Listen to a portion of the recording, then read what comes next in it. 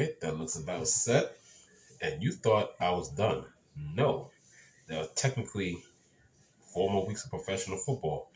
Welcome to Grade A Fantasy, the playoff preview. Now, when I say playoff preview, I'm really going to be going over the Sunday slate. That's the league that I run. It will be pretty much running on the Sunday slate for the 3 games, but I will do a quick overview of the 2 game slate on Saturday. So, without further ado, once again, welcome to the playoff preview. And let's go for a quick overview of the Saturday slate. Okay, so for those playing Saturday slate, remember it's like last week's end of the season Saturday slate. 4:30 is lock time with a 4:30 and an 8:15 game. We will start and talk about. We'll do this. We're not even gonna do this by position. We'll just do this game by game. It's a short schedule, so switching things up a bit. Let's just talk about it game by game. So, Seattle at San Francisco. Obviously, this is gonna be quick with the quarterbacks. There's only 2 of them. So when it comes to all the guys together, obviously the main guys you're gonna want on this slate, really, with the most ownership, guaranteed will be in the night game. They're the ones with the highest upside. But if you want to be sneaky, some people obviously Purdy's a GBP play, but honestly, the better GBP play is Geno because he also has the capability to do some things with his legs, even though he doesn't really run that much. But if he has to, I think if San Francisco pressure gets to him, he does look to extend the play down the field and throw it. But like I said, we're thinking in DFS wise, whatever. Maybe you get lucky with a Geno Smith touchdown.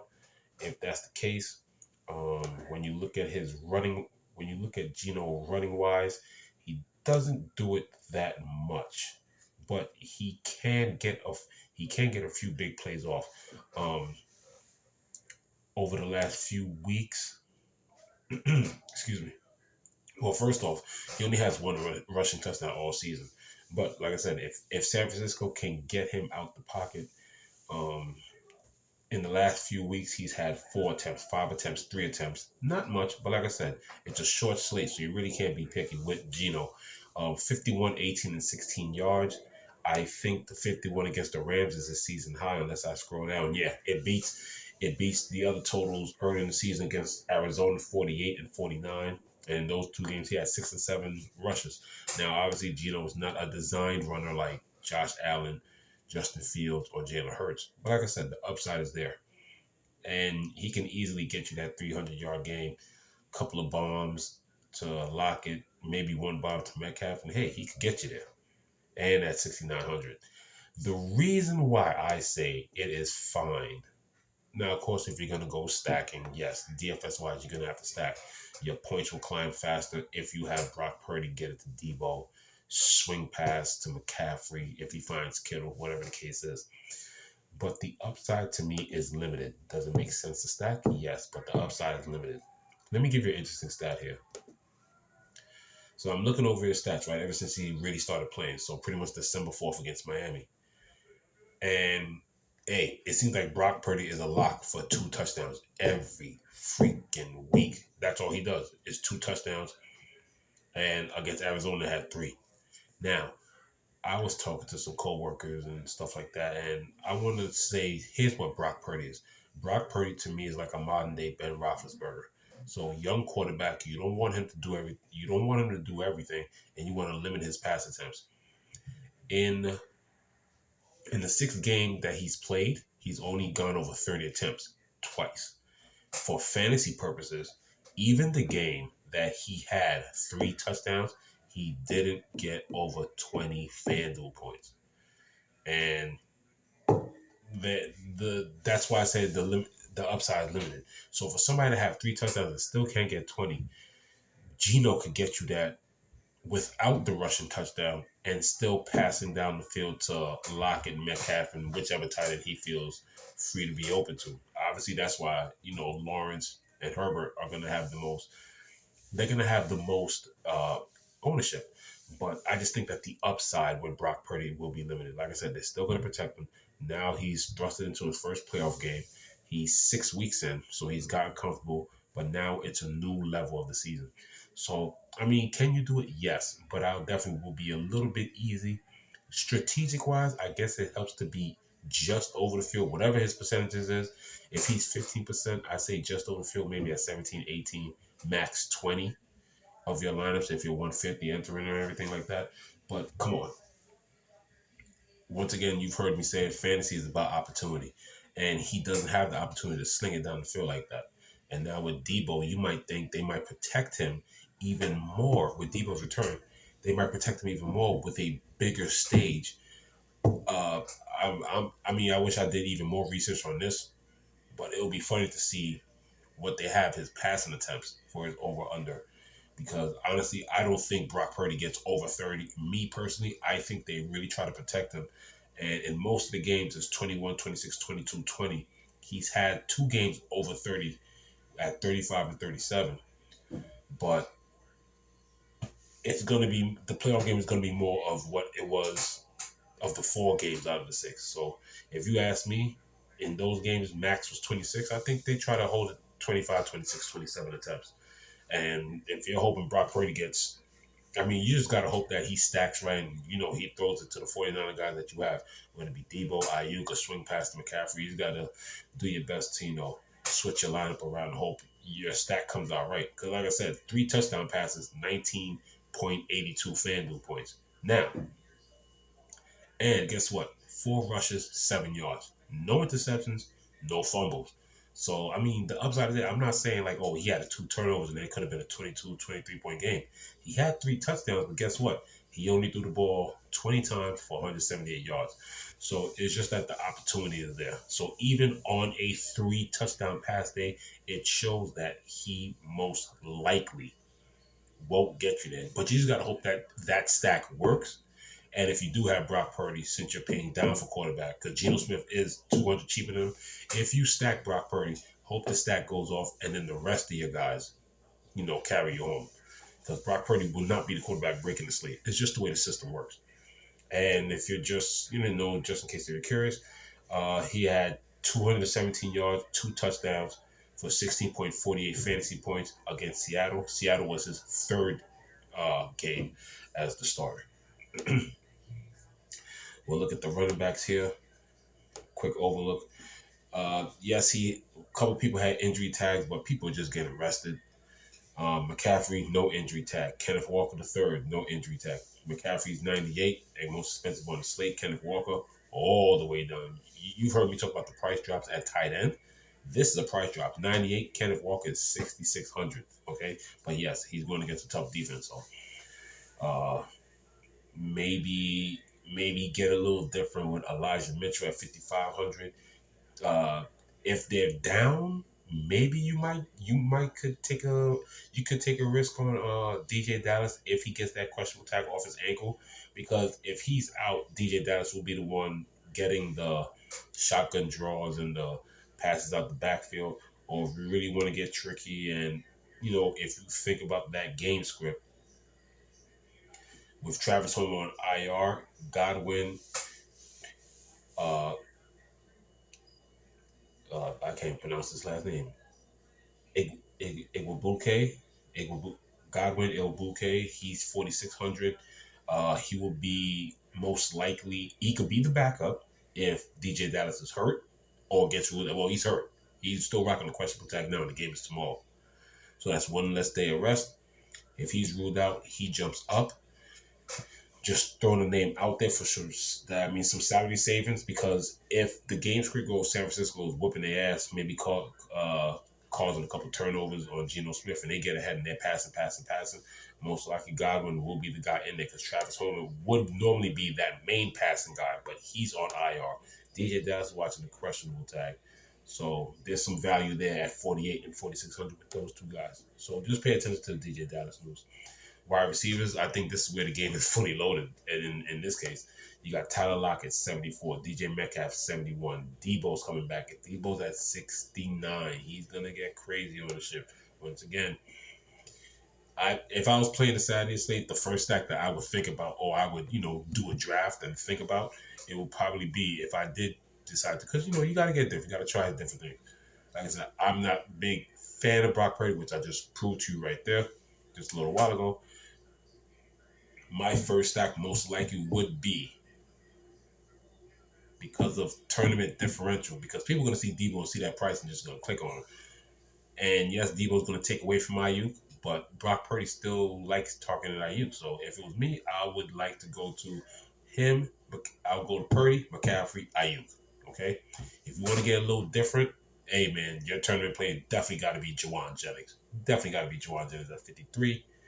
And then after that, I don't think there's really anybody else because all these guys are pretty much healthy. So some of these guys like Ray McLeod at 4,800 might see a snap or two here and there if they ever go four wide. But the way they play, Brock Purdy, they never really go four wide. They normally have Kittle in there too. So these are guys. They're definitely not only are they lottery tickets, they're like throwing darts, but you're throwing darts with your eyes closed. Tight end, Kittle 7,700, then it drops way the hell off because with Seattle, you never know who they're going to throw it to. Noah Fant, 41. Kobe Parkinson, 47. Uh, I don't know. It could be anybody. Jacob Hollister, all the way down at 4,100, could get it. I mean, it's a carousel. I mean, hey, if you're 150 max, then you definitely take a shot. But if you're somebody like me that does like a 20 max, 25 max sometimes, um, three max.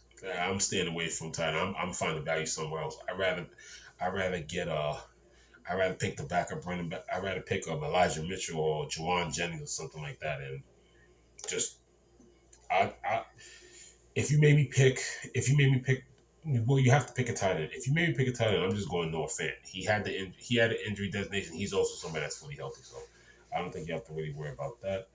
And then, of course, with the defense, San Francisco's top on the slate, 4,700. Seattle's cheapest on the slate at 3,300. Let's go to the next game. This game is really going to be good. Can upstart Jacksonville win a home playoff game, hold it down? Uh, they're both the pay down options also as well on defense. Chargers are 39, 30, and Jacksonville's 38. Man, but when the season started, I really thought the Chargers would have been the AFC West champion because I really thought on top of that offense that they got, and it sucks that Mike Williams hurt. Um, that to me, the defense has been very underwhelming. Like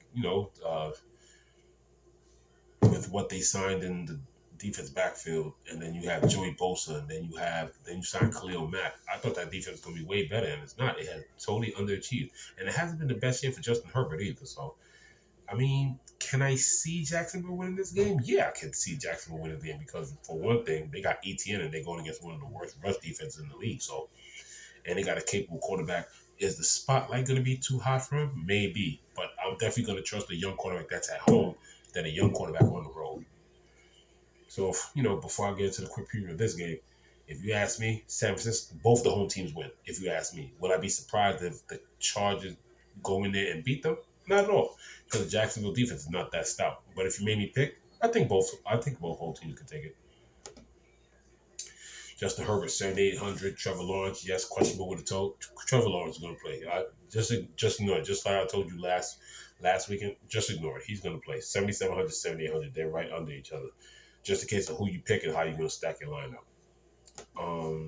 With the running backs, it's strictly just NTN. With the Chargers, it is a little different. Yes, you got Eckler at 9,000, NTN's only down at 7,100. But they do give carries to the other running backs. Every now and then, Sonny Michel will get a carry here and there. But Joshua Kelly does get the carries. Stronger back, in between. He's their pure runner. He's not the all-around first back like Austin Eckler. Joshua Kelly, 5,100. That's an interesting GPP play. He does get carries inside the 20 and 10. Wide receiver, another game where we're just loaded with wideout, like wideouts for the slate. So we all know Mike Williams is out. So I played Chargers a lot in single games over the years, and when it comes to one of those guys being out, yes, Keenan Allen, but sometimes I'll just leave Keenan Allen alone. I like Gerald Everett, the tight end. Man, these guys have gotten experience over the last couple years because Mike Williams and Keenan Allen normally get hurt. DeAndre Carter gets a bump at 5,700. Joshua Palmer gets a bump at 6,500. GPP play more, probably DeAndre Carter at 57. Could you go anywhere else? I don't really think so under that. No. It's it's Jacksonville with more like a slightly deeper rotation. So on top of that, with the wide receivers, so you normally get the main starters. You got Christian Kirk at 5,700. Oh, sorry, Keenan Allen's at 84. With Christian Kirk at 7,500, you know these guys. Zay Jones at 63. But after that, you get at least three more guys in there. Marvin Jones at 5,500. Jamal Agnew, if he plays, Q tag with a shoulder, 4,900. And then every now and then, they still will throw, and guys do get a look here and there. I mean, you wanna talk about a lot. You wanna talk about a lot of picks. And I'm sorry, man. That I'm sorry. This guy has an ACL injury. I love picking him when one of these guys will hurt on the wideouts because I picked him and he's done pretty well. He's a speedy deep threat, but I'm sad that he has a knee injury. Hope he comes back soon. He's 4,500, but he's at the bottom because he has an ACL. Jalen Guyton had a lot of fun taking him in a single game. Jalen Guyton, the kid's a stud. But if you're looking for extra little stuff after Jamal Agnew, if Jamal Agnew could play, that's definitely a lot of ticket at 4,900. Um, Maybe for rotational issues, Michael Bandy, 4,600, and then not Tim Jones, but Marvin Hall, 4,600 for Jacksonville. You never know. And then tight end is really about Evan Ingram and Gerald Everett.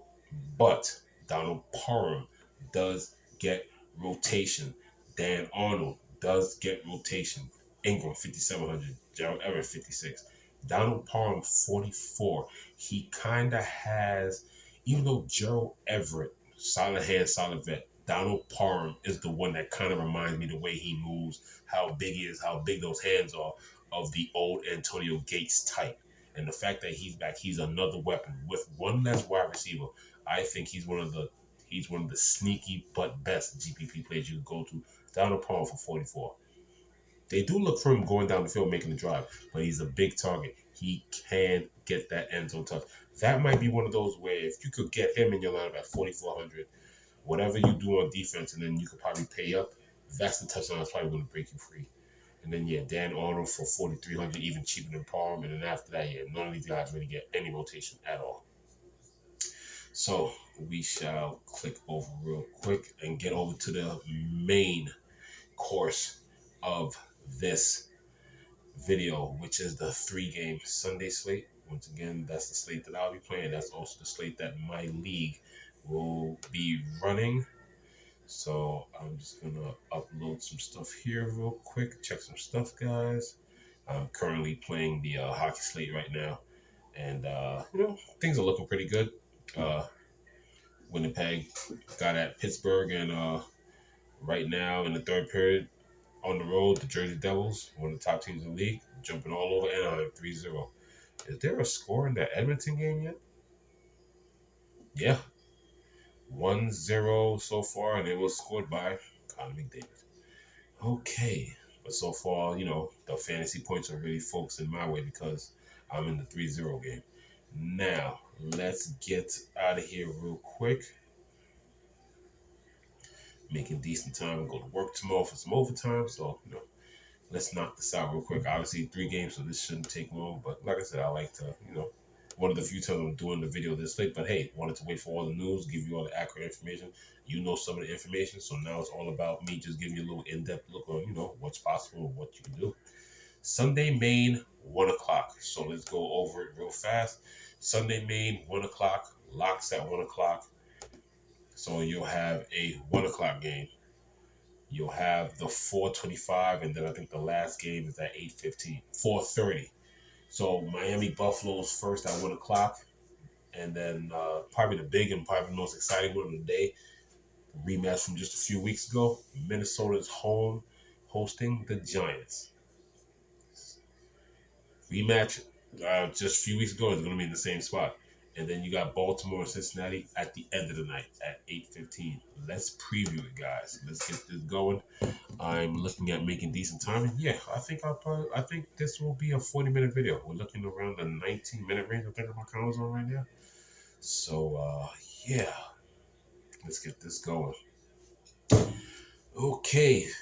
Once again, we'll just with 3 games, we'll do it by position or whatever. So okay, so the big news is I never thought he was going to play. I never thought these two guys were going to play, so no Lamar, no Tua. If you want some good fantasy advice, if you want to win, don't play Lamar or Tua. You heard it here first. Anyway, we have Josh Allen at 92, leading the slate as usual. Joe Burrow, 8,000. Kirk Cousins, Daniel Jones. If you ask me, Daniel Jones is the GPP play. Uh, I love Daniel Jones. I'm loving Daniel Jones this week. I'm gonna get two pieces of all these guys: him, Cousins, Allen, Burrow, uh, and possibly in that order because even with no Lamar, the Baltimore defense earlier you used to hear me say they were susceptible to the deep ball. That Baltimore defense has been playing well. And the fact that they know their backs against the wall and they can easily not only lose to your division foe 3 times in 1 year, but literally back to back. Because they just played last week. And the, the defense really does hold Burrow in check. Like the Cincinnati Bengals really have to fight, and the defense has to like stick up and get whether it's Huntley or the other backup from the Ravens, they really have to get under the pressure or whatever. And they it's a very tough fought game. And the proof is in the pudding.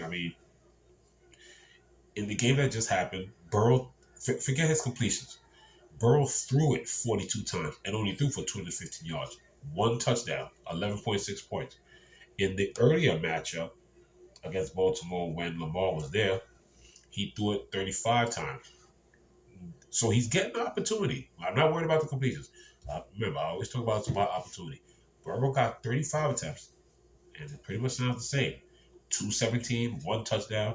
This time had 1 interception. What saved his fantasy day? He saved his fantasy day. I have no idea what his price was back then, but he saved his fantasy day sneaking in at the goal line. And he's done that a few times this year. Because Burrow, I think, has 5 rushing touchdowns. Yes, he has 5. So that October 9th matchup, 18.28 points. So we're looking at 2 games of one of the top QBs in the league, and Joe Burrow literally has 30 points against the Baltimore defense. So he will still get drafted, yes, but will he be a priority? Absolutely not. That Baltimore defense, like I said, we're here for fantasy points. We're not here for who's going to win the game. After Daniel Jones, 7,400, you're going to be looking at Skylar Thompson. Skylar Thompson, 6,200. This is also another matchup that was pretty recent, I think. But Skylar Thompson wasn't there for that. Hey, to throw Skylar in that game, I don't know. Bridgewater definitely not going to play now with that finger. Tyler Huntley's still rocking the Q tag. He's 6,500. Like I said, he has the rushing upside. But I think he's the one that's fully to go. When I think Tyler Huntley, whether if you want to stack him or not, yeah, you can run him naked because of the running upside. But he loves getting it to the tight end. So whether when he played and Mark Andrews was out, Isaiah likely got looks. If Tyler Huntley's there, do not fear. Play Mark Andrews with confidence. Absolutely. When it comes to the wide receivers, possibly a total fade. Hey, will I get burned by a deep ball to somebody like DeMarcus Robinson or somebody? Hey, I'll take it. But wide receivers I won't be taking. And don't be afraid to even take Baltimore defense either. I would not worry about that at all. But obviously, the main chalk play is probably Josh Allen, then it's Kirk Cousins, and then after that, you're looking at Daniel Jones and then Burrow, probably ownership-wise or whatever. And then it's just the rest pretty much. Let's go to running back. And like I said, man, that's why that Giants game looks so good, man. Saquon, once again, at Minnesota, he's 8,800, not too expensive. He's rested. He's ready to go. When he played Minnesota at Minnesota, once again, Christmas Eve, 23.3 FanDuel points, 84 rushing yards, a rushing touchdown, 10 targets, 8 receptions, 49 yards. You can stack. You can obviously stack him with Daniel Jones because he's getting those receptions. You can run him naked if you're using. Hey, if you're gonna use 2 big pay-up options like Josh Allen and him, yeah, you're gonna have to finagle some salary, but you don't have to run him with Josh Allen. You can just run him by himself. He's definitely my favorite running back option. Right after that, we have Joe Mixon at 7,900. Joe Mixon has had semi success against Baltimore because, once again, it's all the opportunities. Baltimore, okay, in the last game, 11 for 27. Yes, he got the touchdown. He gets the goal line looks. Got 5 receptions or 5 targets, 41 yards in the game earlier this season. Don't be afraid to play Joe Mixon against them because, like I said, only so many options in the 3 game slate. And he gets the opportunity. 14 for 78. That's a pretty good. That's a pretty good, effort right there. Didn't get in the end zone. 3 targets. Once again, 3 targets, 3 receptions, 10 yards, 10.3 points. Who says he can't get? Who says he can't get into the end zone in this game? Now, as we go down, this is where I think it gets interesting. You got Dalvin Cook at 78. I think Dalvin Cook is being a bit overlooked now. A lot of people are talking about him. J.K. Dobbins is a lot of people are talking about J.K. Dobbins more because with Tyler Huntley, you know they're gonna have to run that ball like crazy. And J.K. Dobbins is healthy. He's ready to go. And he's had pretty much decent success over the last 4 weeks. 93 yards, 59 yards, 125 yards, 120 yards in the touchdown. And I think against Cincy, I think that's when the backfield was still a little bit crowded back then. But he was having a good game against Cincy October 9th, 8 rushes for 44 yards. So J.K. Dobbins is ready to go. Lock and load and have no issue with him. This is where things get interesting. I like Devin Singletary at 6,200. But you know who else I like? I also like I also like his running partner. I like James Cook at 5,900. Uh, Devin Singletary has a slight upside because they pass him the ball. James Cook, on the other hand, he's more of a bruiser. They might throw in the ball every now and then. Like I said, 6 receptions about 7 weeks ago, and ever since then it's just 1, 2, 1, 0, and 2. So James Cook is your runner, but James Cook can definitely be a cheap option to the Singletary stacks. Yes, Singletary is a smart stack to go with Allen because, like I said, he will catch the ball at the backfield, but uh, I'm really liking his upside. He's running hard, fresh. As the season went on, he got more opportunities. I think he's ready to go. I think he's a good sneaky upside at 5,900. He'll definitely be in some of my lineups. And he's salary relief. Uh, Alexander Madison, you could take it at your risk. Does he get the goal line touch after, does he get the goal line touch after Dalvin Cook needs a breather? That's the thing. He's a great, amazing player when Dalvin Cook is not there. It's mainly Dalvin Cook when Dalvin Cook is healthy. But when you start getting down this low, I think after James Cook, for those games that he filled in for Joe Mixon, Samaje Perine, amazing catching out the backfield. They like setting up little screens and little flat passes, even inside the 20, not even just during the drive, like inside the 20. He gets the inside look every now and then as well. Samaje Perine, great look for 5,200. If I look over here, when we look at Samaje Perine, especially when Joe Mixon isn't there, when Joe Mixon wasn't there, Samaji was getting 11, 17, and 21 carries for 106, 58, and 30. But even with Mixon back, he's still getting 4, 5, and 7 targets out the backfield. Mixon has been back pretty much all December, probably like right before Thanksgiving. No, pretty much all of December. And even with him back, like I said, he's still getting those first 2 weeks that he came back, got about 12 targets. Uh, no receiving touchdowns, but he's still getting targets. Could he get a? Could he get that? Sometimes when you're going against a tough run defense, run a little motion, you pass against them, do a little play action and pass. So the opportunity for Samaje Perine is if there's 2 backups I got my eye on, it's Samaje Perine and James Cook. Yeah, Kenyon Drake, but I think I honestly think when it comes to Baltimore, it's the J.K. Dobbins show. Because the reason why I don't really like Kenyon Drake is because you got a quarterback that's going to take the running opportunity. They're going to design runs for him. They're going to design runs for him. They're going to do this. They're going to do that. So, and it's very inconsistent with Drake. Last time he had a major workload was 24 back on November 7th.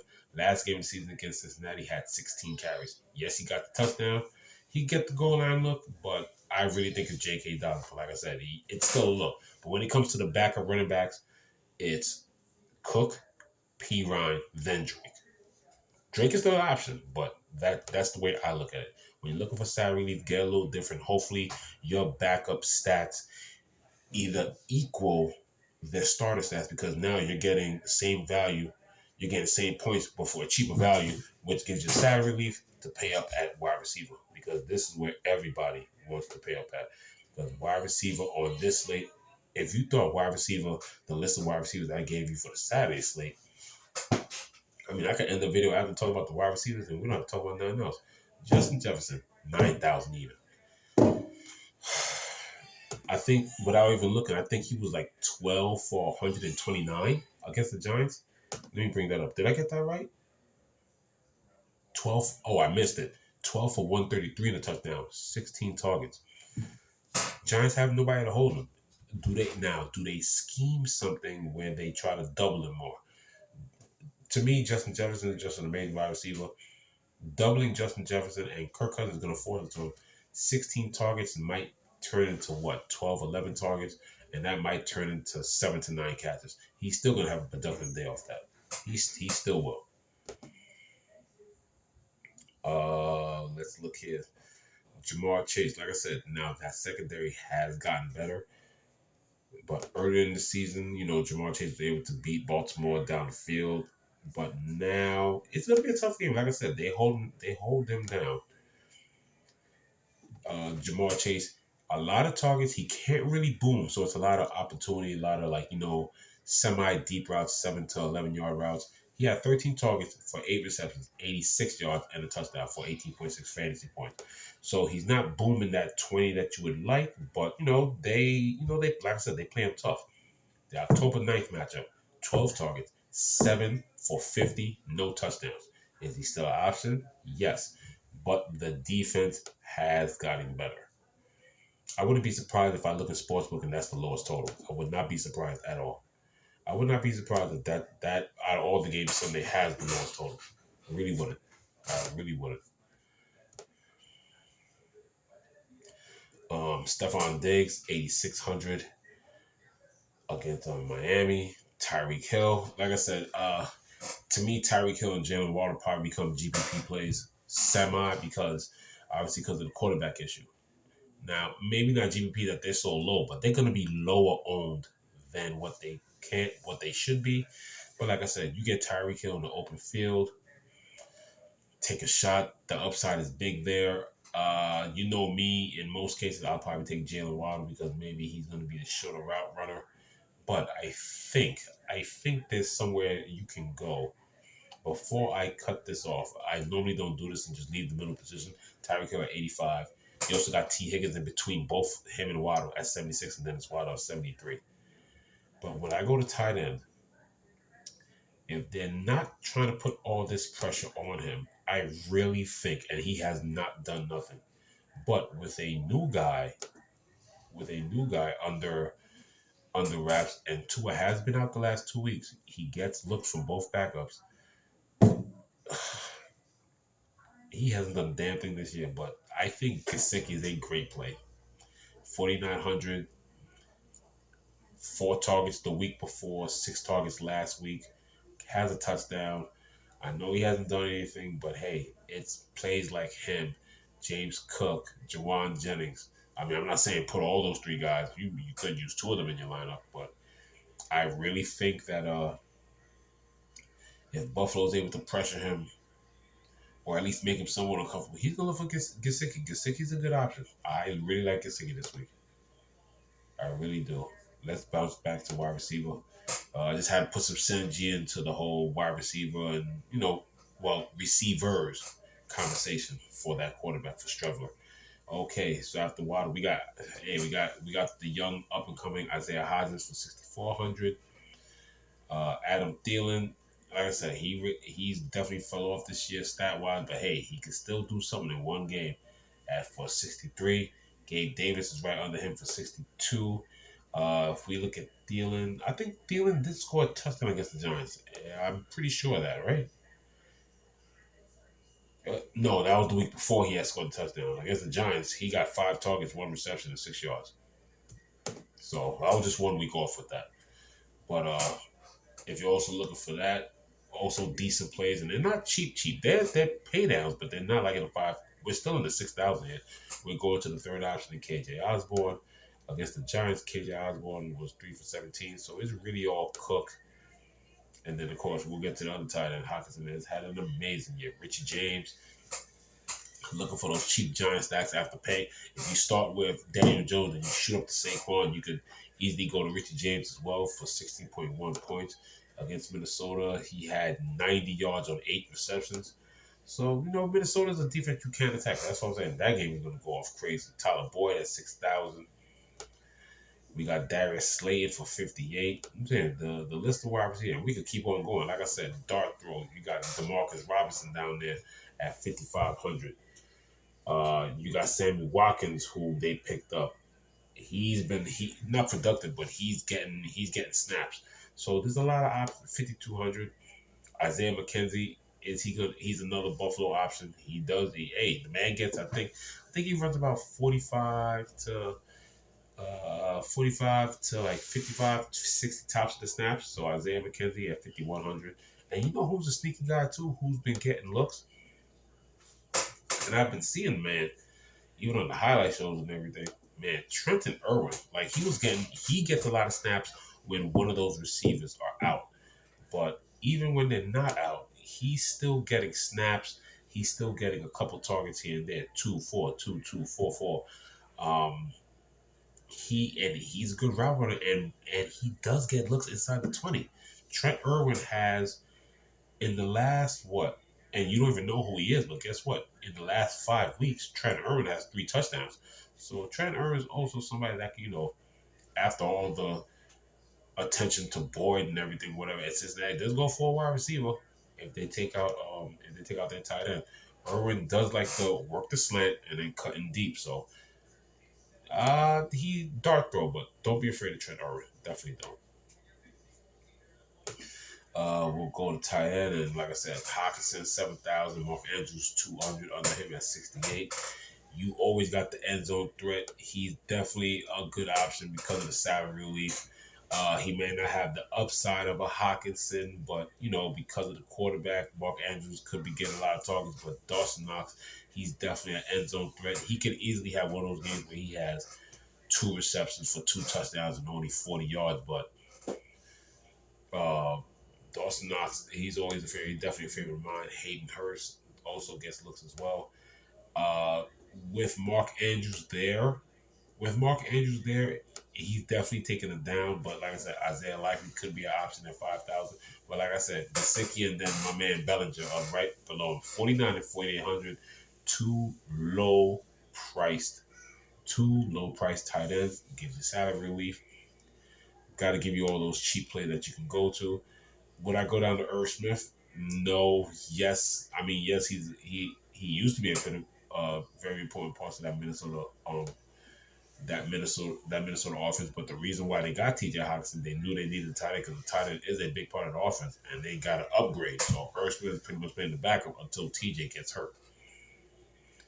And on the defensive end, we'll wrap it up with Buffalo. If you're playing the whole weekend slate, Buffalo is the most expensive defense at 5,000. Then you got Cincinnati at 45. I would not be mad at picking that Cincinnati 45. Like I said, 5,000 for a defense. Buffalo, hey, you can do it in your lineup, but Buffalo would have to at least turn that kid over and get that touchdown. Minnesota Giants, like I said, it's like the Lions. I do trust Minnesota more at home. I do like them more at home than on the road. So if you want to take a swing there, 41, a little bit of side relief, 900 off the Bills. And then you got the Giants at 3,700. Baltimore, like I said, they might not win the game. They might give up a couple of scores, but 3,600. Uh, Joe Burrow, without a doubt, is prone to throwing the interception. So maybe some picks, maybe some sacks or whatever. In the 2 games against Cincinnati, they gave up 21 points. Not much pressure. The fumble recovery finished with 4 points. In the first game, 3 sacks and interceptions, 6 points, only gave up 17. So you need them to really turn the ball over, whatever, kind of a bend don't break defense. But we'll see. And then of course, I mean, hey, you want the Hail Mary? Josh Allen can't get careless with the ball, but you're literally doing it for. If you're picking Miami, I don't know what GPPs you're gonna wear in Miami, but if you're playing like maybe a Cavs game or whatever, you're hoping that Miami doesn't get blitzed. They don't finish negative at 3,200, and maybe get a sack on Josh Allen, and maybe an interception or two. The way he gets carries with the ball, especially deep in the opponent's zone, Josh Allen has the tendency to throw the ball away to the other team. So that is the whole preview. Yeah, seemed like a whole preview. If gave you a little bit of information for the Saturday games if you want to play that. But like I said, main focus for me is the Sunday slate. Hope you guys have a good night. Hope you guys enjoyed the show. Leave a like, subscribe. Please like, subscribe, leave a comment, and hey, good luck. Good luck Saturday and Sunday for the people who watch the video for my league. Good luck Sunday. It's gonna be fun, and yeah, gonna be some good playoff football. Playoff football 2023 for the 2022 season. This is Grade A Fantasy for what they marketed as Super Wild Card Weekend for the Sunday slate. Signing off.